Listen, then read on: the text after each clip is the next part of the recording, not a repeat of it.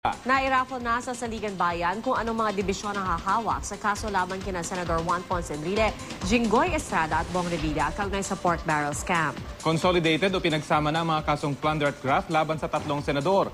Para sa detalye, may ulat on the spot si Bernadette Reyes. Bernadette?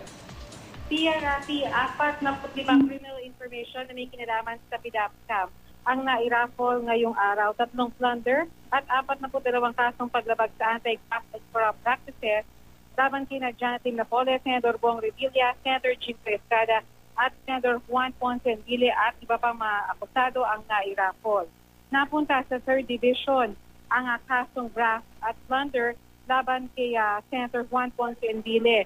Napunta naman sa 5th Division ang mga kaso ni Senator Jinggoy Estrada, habang napunta naman sa 1st Division ang mga kaso ni Senator Bong Revilla at kanyang mga co-accused.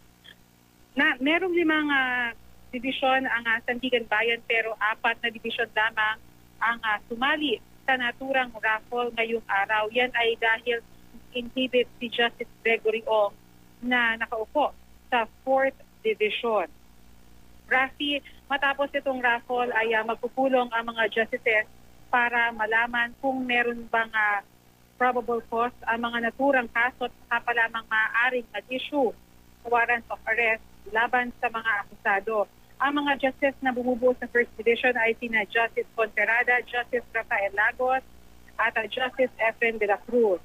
Habang nasa 3rd Division naman, si Presiding Justice Amparo Cabotahitang, Justice Samuel Martires at Justice Alex Quiroz. Sa 5th Division naman, yan ay binubuo ni Justice Roland Jurado at Justice Alexander Gesmundo. Taki? Bernadette, bagamat na-raffle na ito sa 3 division, may pag-asa ba itong may consolidate sa iisang division lamang? Base na rin sa kahilingan ng Ombudsman? Rafi, yan ay bagay na pag-uusapan pa ng mga justices kung ano ang mga susunod na hakbang na magayahin buhat ngayon.